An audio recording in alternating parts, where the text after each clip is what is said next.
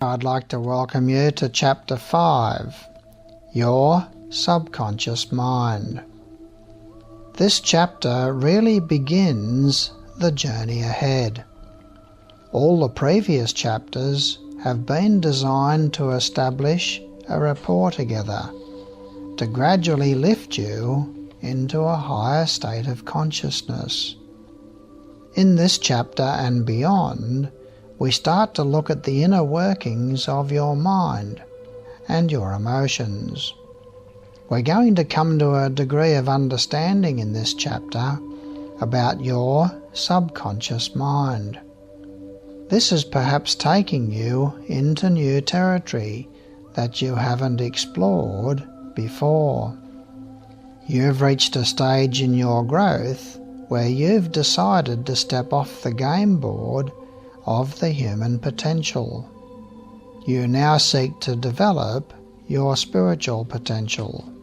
From within the human potential movement, the subconscious mind is seen as something to be transcended, where you have come from, rather than where you are going. It is seen as somehow your enemy, rather than as a friend or ally. Now, in order to understand your subconscious mind, it's necessary first of all to have a look at the evolution of consciousness. God has placed inside of you a piece of Himself. That piece is your higher conscious mind. It holds within itself all of the properties of that which it originated from. That higher conscious mind is your higher self. It contains all of the properties, all of the qualities, and all of the powers of God inside of itself. This is the peace of God that you are eternally becoming more of. As a piece of God, you are a very complex being. It's important to always bear that in mind. You only have to look out into the galaxy to realize that God is very complex, because God is all that is. So you are very complex. You have moved beyond the human potential. You have decided to speed up your growth. You're not dealing with blocks in kindergarten now. You're dealing with calculus, metaphorically speaking, so don't expect the journey to be simple. It is complex, but it doesn't have to be complicated. Your higher self is where you began this journey in consciousness.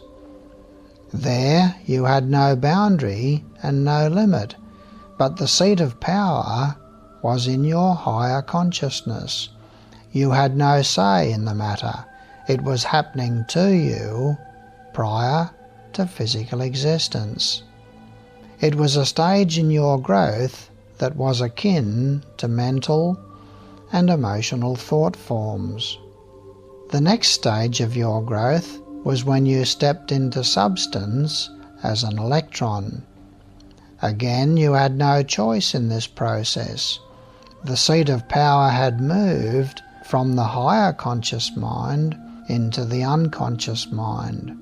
There was no conscious consent on your part, and your life expression was in the mineral and plant kingdom. The next stage came when you moved into the animal kingdom and progressed into the early stages of the human kingdom. The seat of power here was in your subconscious mind, with all motivations and actions impelled from instinct. No conscious choice, it was all a matter of survival. The next stage of your evolution in consciousness was out of the human-animal stage into the human stage. This is the stage that you have been in now for thousands of years. The seat of power at this stage is in the conscious mind. The seat of power is no longer in the subconscious mind. Any assumption that your subconscious mind is choosing to create the events in life for you is a pretense. You are now the one who holds the seat of power. All the events of your life are created by conscious choice. We know from an earlier chapter that all events originate from your raw materials. These are your attitudes, beliefs, thoughts, feelings, decisions, and choices. All of these create thought forms. Thought forms seek expression unconsciously as physical events. You are the one who is creating all of those thought forms consciously. At this point in your growth, you have come down through the 7 planes of our space-time rule set. You started from the highest subplane, the plane divine, through spirit, spiritual will, intuition, higher mind, lower mind, emotional, and lastly, physical etheric. You have been pushed out of the Garden of Eden, metaphorically speaking, and pushed down into the physical plane according to the will of God. Your last step was from the subconscious mind into the conscious mind unconsciously. Your next step in evolution is now to go back into the subconscious mind, but this time consciously. That's where the science of meditation comes into play. You can only progress on this step utilizing the science of meditation. The first 4 steps in your evolutionary growth, you were going home, away from God. You have now rounded the bend. Now you are returning to God. Now you are coming home. This next stage of your evolutionary growth is returning to your source, but consciously, with will, intent, purpose, and utilizing the imagination. This is what the science of meditation is all about, utilizing imagination consciously to assist you in coming home. The 6th stage of your growth is moving your consciousness from the subconscious mind into the unconscious mind through conscious choice in meditation. The 7th and final step in your human growth is to move your seat of power from the unconscious mind into your higher conscious mind consciously. In the human potential movement, it's necessary to look backward into the subconscious mind from where you came. It's a necessary step to understand where you've come from. The task in the spiritual potential is to move forward into your subconscious mind to where you are going. This is a new stage of human growth. You'll rarely find any mention of it in other books on human growth. This step from the conscious mind into the subconscious mind has to be by conscious choice. This progress of your consciousness from the higher conscious mind to the conscious mind has been a process lasting millions of years. Each time that you come back into incarnation, however, you recapitulate this entire process. Conception corresponds to the higher conscious mind and the mineral stage. The early stages of the fetus corresponds to the unconscious mind, mineral and plant stage. The 3rd stage is the growth of the fetus in the womb. All fetuses are initially female.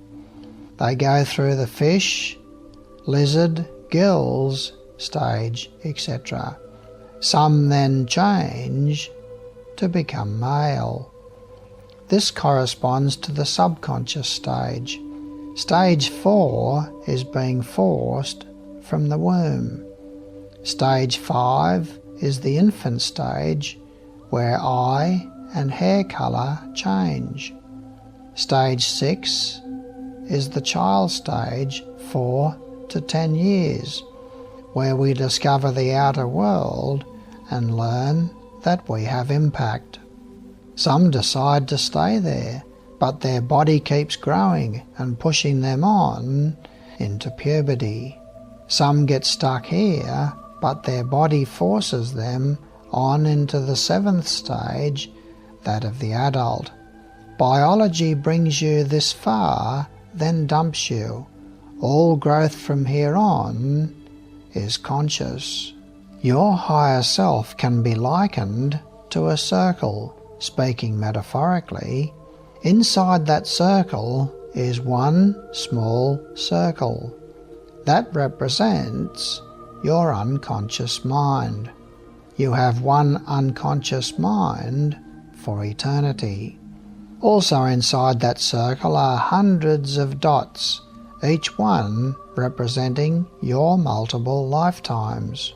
Surrounding each one of these dots is a little fuzzy circle, representing your subconscious mind for each lifetime. So you have a new subconscious mind for each lifetime. Now all energy and information that comes to you is filtered through this subconscious mind. Your subconscious mind is designed to filter all the information that enters into your consciousness through the 5 senses. It contains the memory of every license plate that you ever witnessed in your life, every price on all the menus that you ever perused is contained within the subconscious mind. If you had to deal with all that information and hold it in your conscious mind, you would go crazy. So it stores that information and only releases it to you if it is relative to a decision or choice that you are about to make. Similarly, all information that you send out is also filtered through your subconscious mind. So you have one unconscious mind for eternity, but a different subconscious mind and a different conscious mind for each lifetime. That's how you progress from one lifetime to another.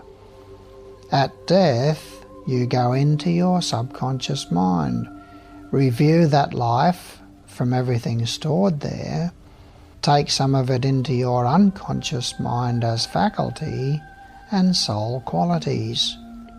From there, you progress, when the time is right, into the new subconscious mind of your next life, to start the process all over again in your next life, equipped with the gains from your past life.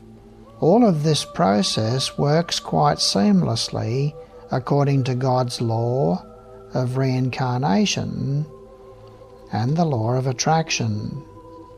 Now you are the one with the conscious mind in this lifetime.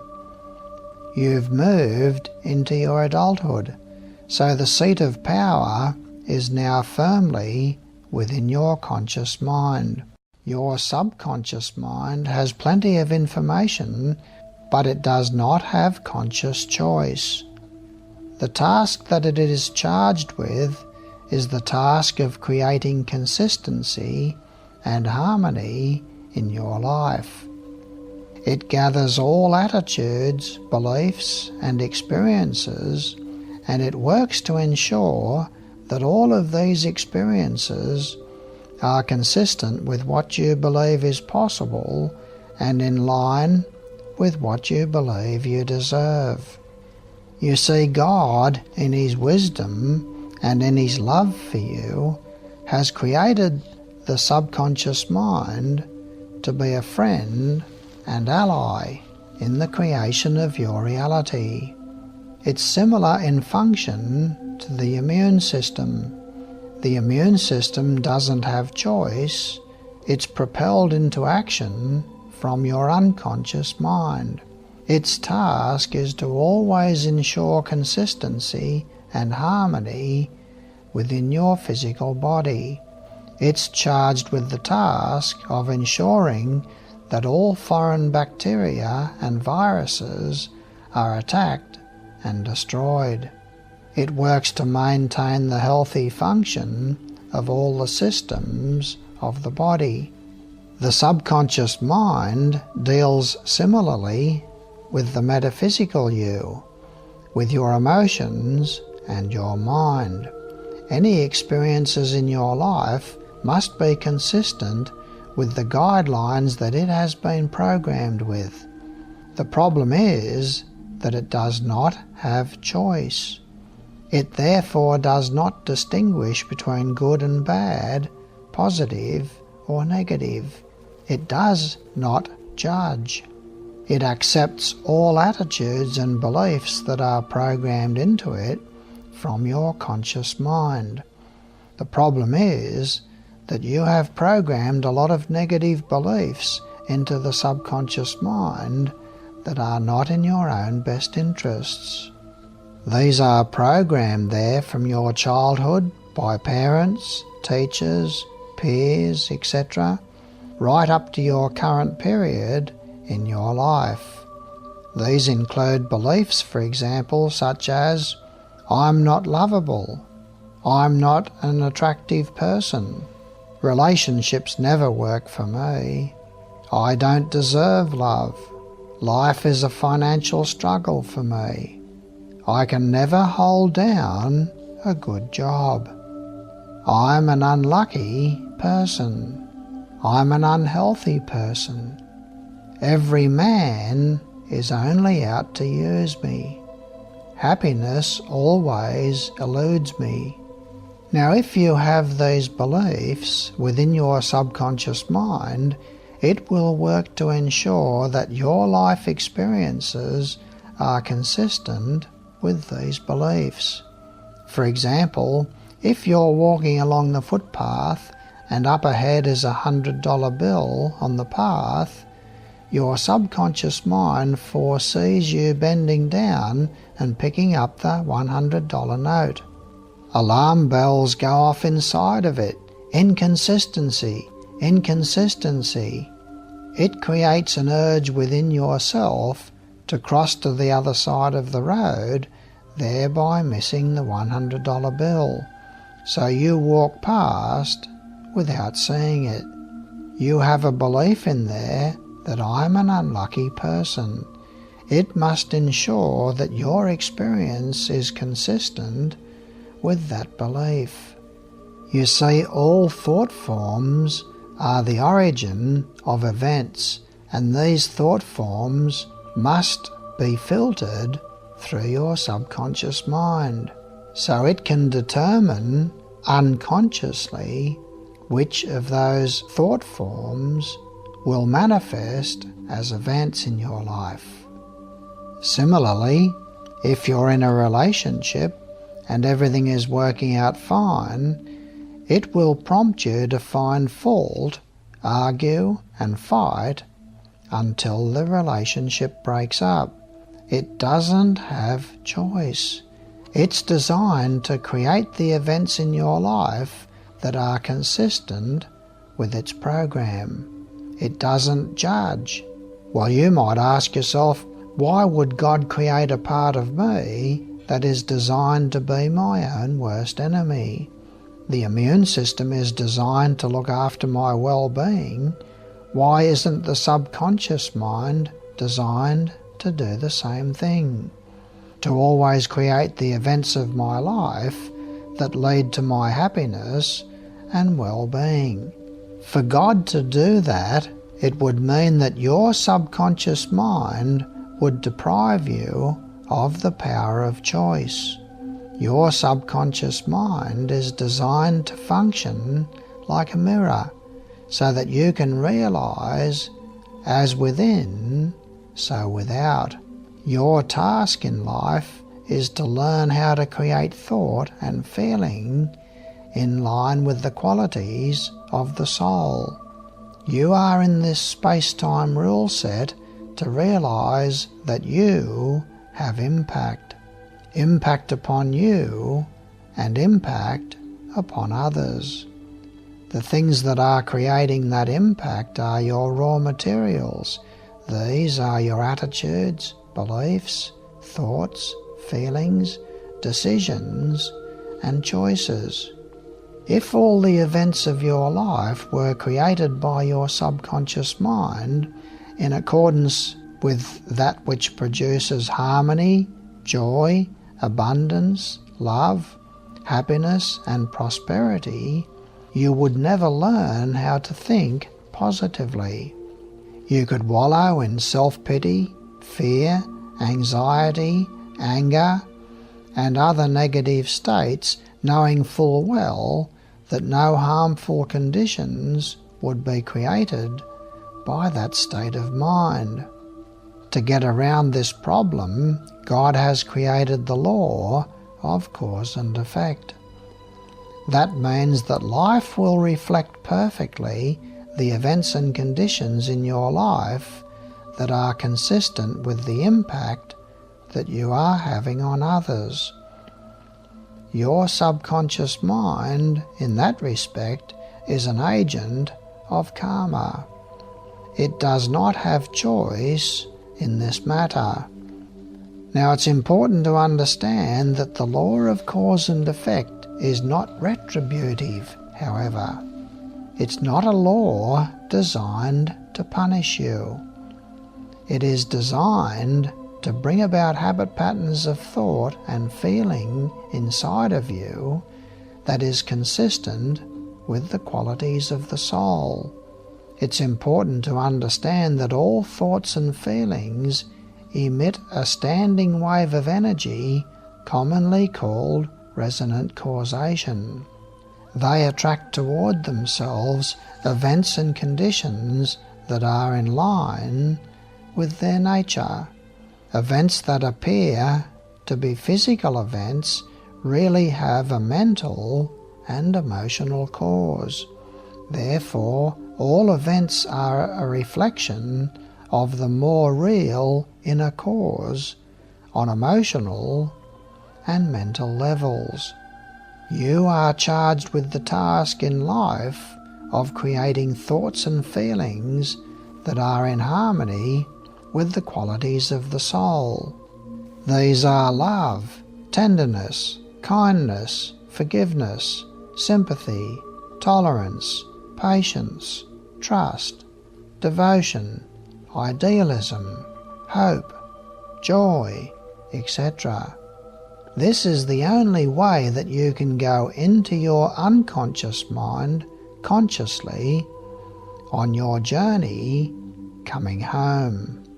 The bad news is that you have programmed your subconscious mind with a lot of negative and limiting attitudes and beliefs.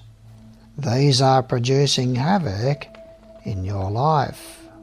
The good news is that you are the one with the power of choice. You can make a choice to go into the subconscious mind consciously and change the negative beliefs placed there over the decades to positive beliefs. The way to do this is by becoming a masterful practitioner of the science of meditation. We'll deal with that majestic science in a later chapter. The main thing to understand at this stage is that the subconscious mind does not have choice within this space-time rule set. You are the one with this power. The language that the subconscious mind understands is the language of symbols, legend, ritual, and imagination. In the following few chapters, we'll look at the way that a variety of negative belief patterns work in your life. including fear, anger, guilt, shame, and how these belief patterns bring havoc into your life. They lead you to feelings of not deserving, low self-esteem, and create problems with the image that you hold of yourself or your self-image. God has designed our space-time rule set to help us create success, abundance, joy, and happiness in our lives. The way to achieve this is to develop the qualities of the soul. There are no shortcuts. It's all a matter of an intake of knowledge, which motivates and inspires you to make adjustments and changes inside of yourself to reflect what really matters.